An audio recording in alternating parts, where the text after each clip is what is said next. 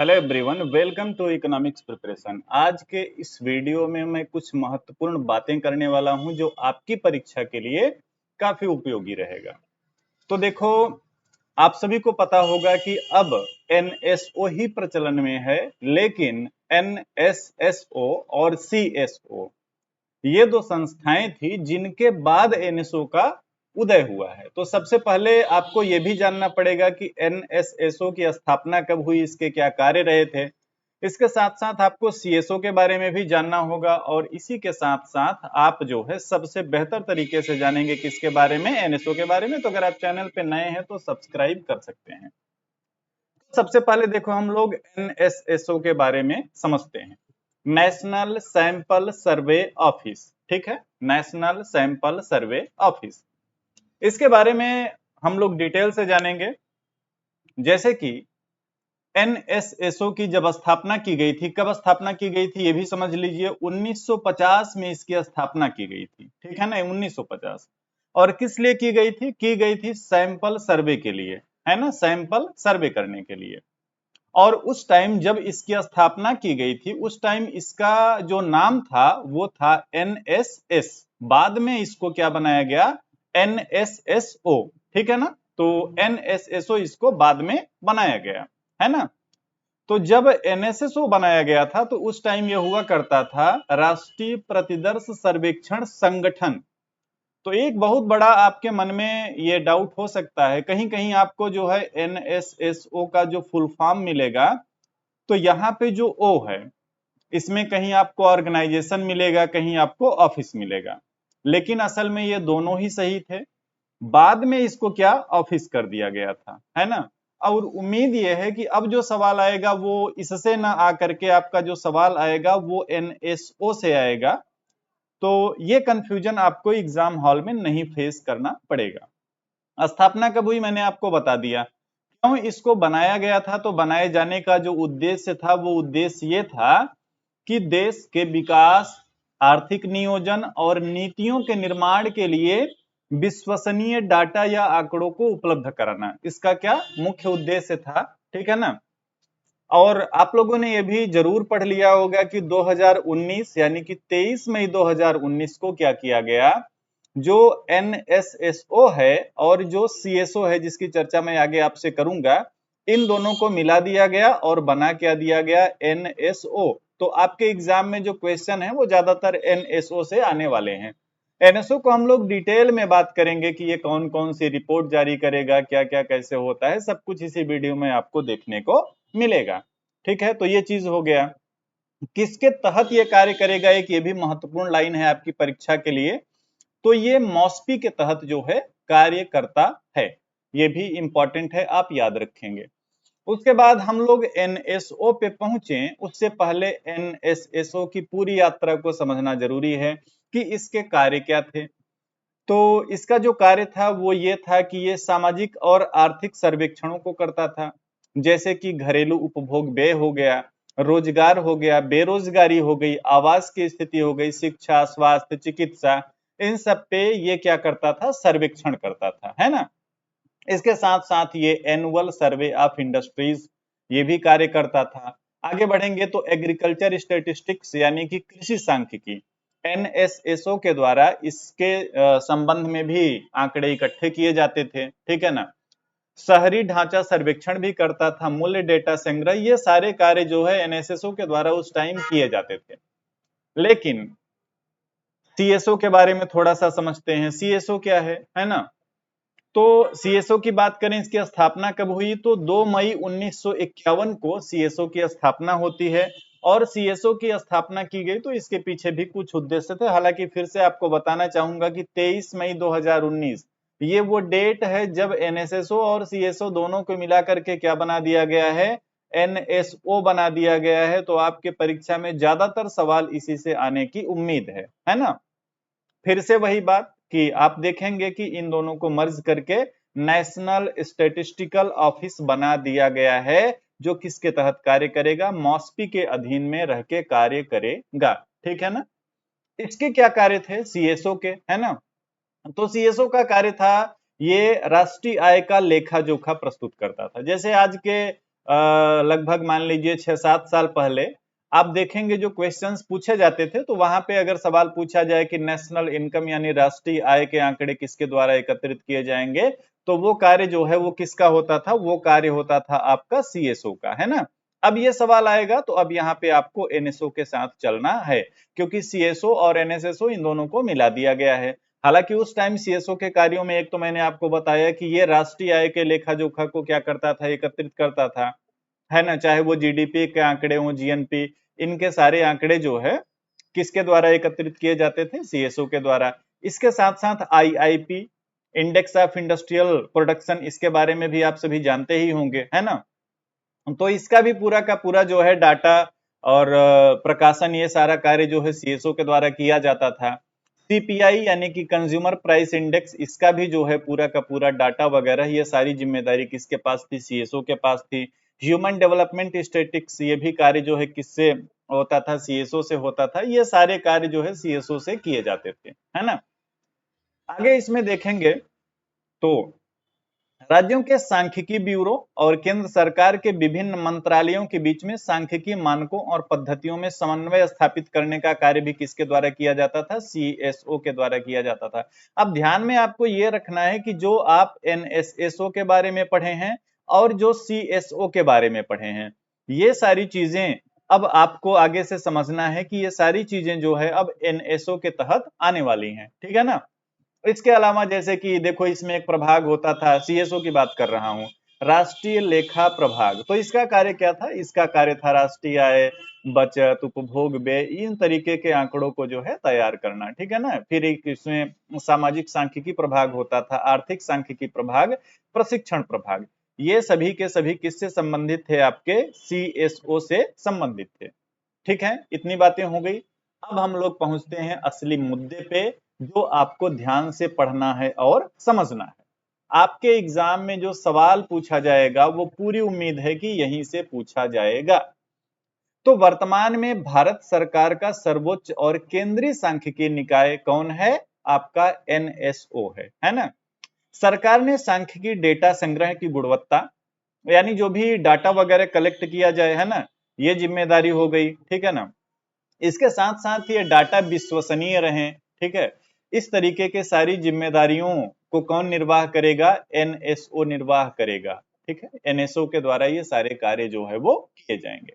फिर से वही बात लिखी है कि 23 मई 2019 को एक ऐतिहासिक अधिसूचना के द्वारा एनएसओ के गठन को मंजूरी दी जाती है। किसका विलय हुआ, पहले ही आपको बता दिया कि एनएसएसओ और सीएसओ, इन दोनों को मिला करके इसको बनाया गया। फिर से वही बात की जो आपका एनएसओ है ये मॉस्पी के तहत जो है कार्य करता है, ठीक है। इतनी बातें आप सभी समझ गए होंगे। अब देखो एनएसओ का गठन क्यों किया गया, इसके पीछे कुछ उद्देश्य रहे होंगे, कुछ लक्ष्य रहे होंगे। पहला लक्ष्य ये था या पहला कारण यह था कि भारत की सांख्यिकी प्रणाली को अधिक व्यवस्थित, सुव्यवस्थित, एकीकृत करना, है ना। ये पहला रीजन था जो ये बताता है कि क्यों जो है एनएसओ की आवश्यकता महसूस हुई। उसके बाद दूसरा कार्य था डाटा कलेक्शन और डाटा प्रोसेसिंग के बीच के अंतर को कम करना, है ना। क्यों, इसलिए कि नीतियों को बनाने के लिए आंकड़े जल्दी उपलब्ध हो सके। पहले क्या था, पहले आपका एनएसएसओ था तो कुछ कार्य उसके जिम्मेदारी के थे, कुछ सीएसओ के लिए थे। अब इनमें जो है अलग अलग होने की वजह से कभी मान लीजिए डाटा कलेक्शन, डाटा को प्रोसेस करना, इनमें टाइम ज्यादा लग जाता था। सरकार ने क्या बोला कि चलो भाई हम दोनों को मिला देते हैं और बना देते हैं एनएसओ। अब एनएसओ क्या कर रहा है, वो डाटा कलेक्शन, डाटा प्रोसेसिंग, ये सब काम जो है तेजी से कर रहा है। और इससे फायदा क्या हो रहा है कि सरकार को नीतियां बनाने के लिए जो डाटा हैं वो जल्दी उपलब्ध हो जा रहे हैं। एक और कारण था कि एनएसओ को क्यों बनाया गया, वो कारण ये था अंतरराष्ट्रीय मानकों के अनुरूप भारतीय डेटा की साख को मजबूत करना, ठीक है। ये एनएसओ के पक्ष में बातें हैं।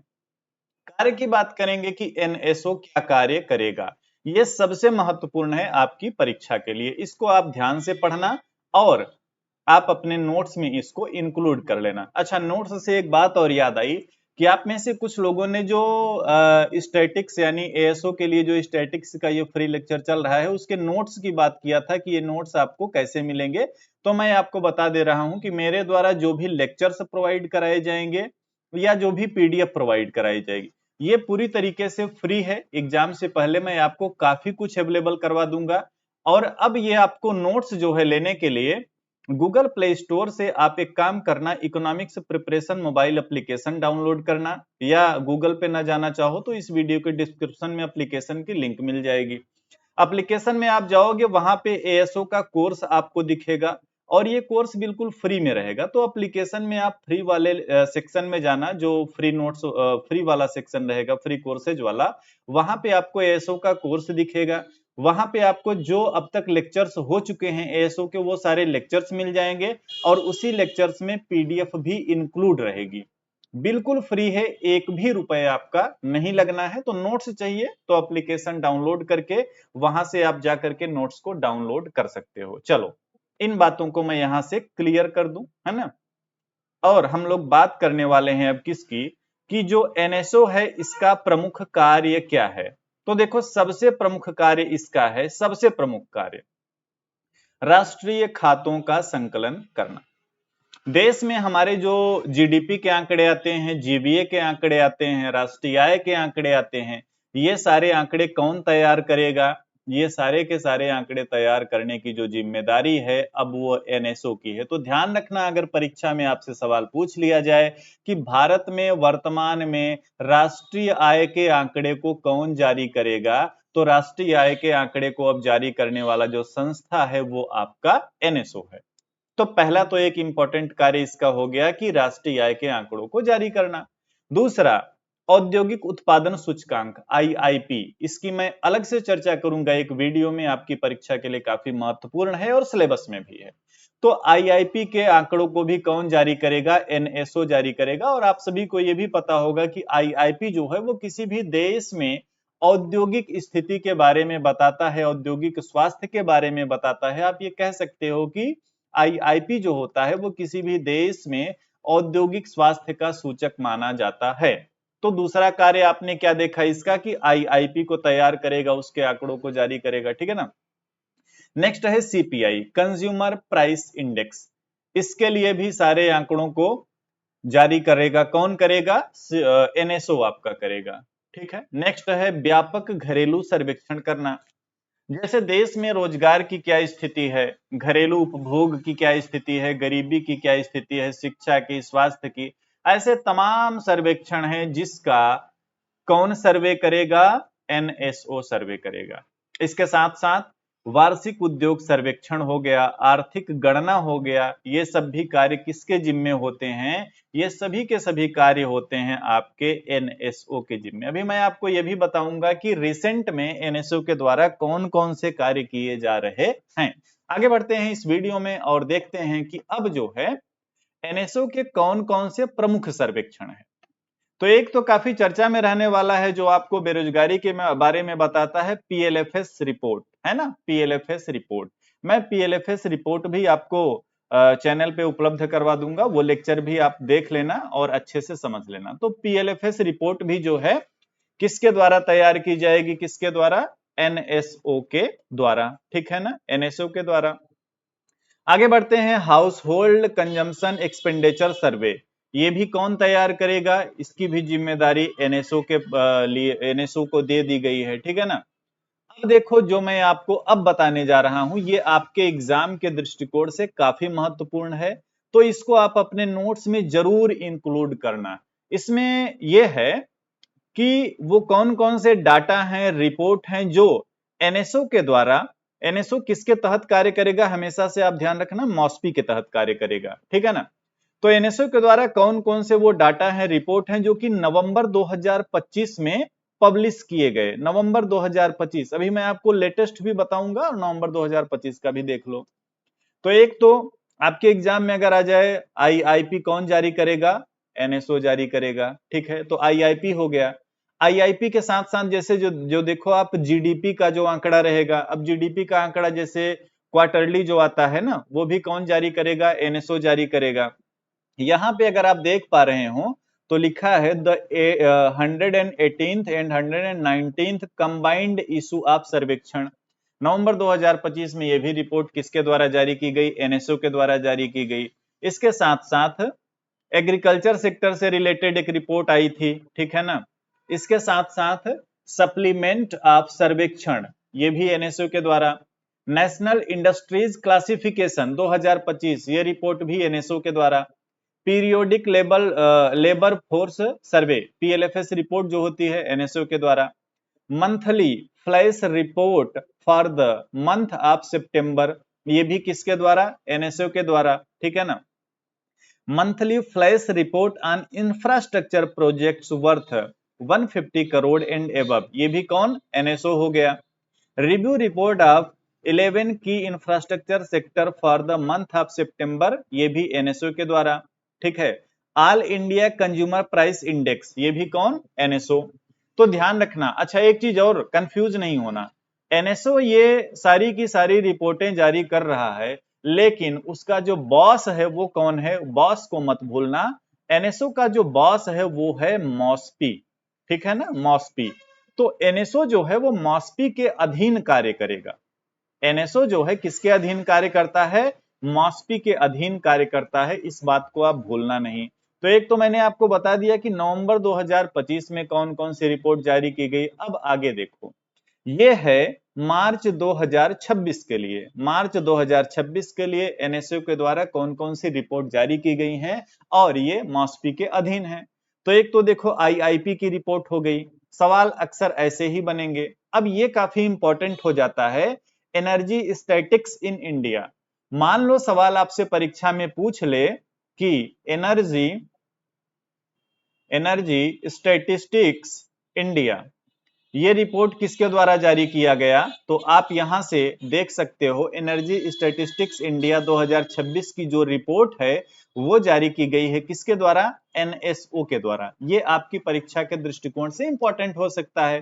पीएलएफएस रिपोर्ट जारी की जाती है, पहले भी मैंने आपको बता दिया, ठीक है। Monthly flash report infrastructure project 150 crore से अधिक वाले, ये भी एनएसओ, इसकी भी चर्चा मैंने आपसे करी।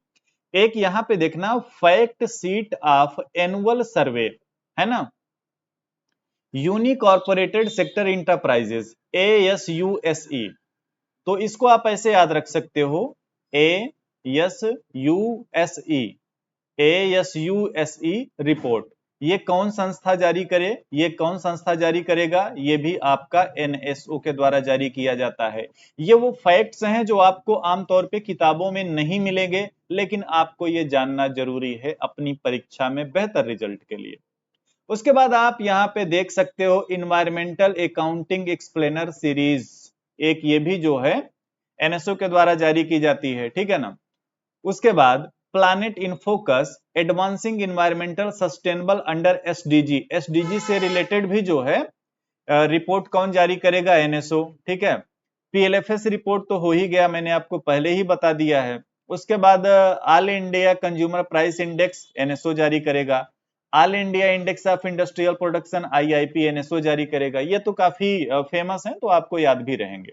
अब यहाँ पे देखना, मार्च के बाद अप्रैल में देखो कौन कौन से प्रोजेक्ट चल रहे हैं। Ongoing surveys of national statistics office, April 2026। एक इसमें है national household income survey. अब मान लो कि आपसे एग्जाम में पूछ लिया कि नेशनल हाउस होल्ड इनकम सर्वे, ठीक है, ये कौन तैयार करेगा, कौन जारी करेगा? तो याद रखना एनएसओ। ये वो फैक्ट हैं जो आपको किताबों में नहीं मिलेंगे, अच्छे से इनको सुनना, समझना और अपने नोट्स में ऐड कर लेना। नेक्स्ट है annual survey of incorporated service sector enterprises, ASISSE। ये भी रिपोर्ट कौन जारी करेगा? एनएसओ के द्वारा जारी किया जाएगा। ये वो फैक्ट्स हैं जो आपको अन्य लोगों से अलग कर सकते हैं परीक्षा में, ठीक है ना। Rapid survey of functional cooperatives,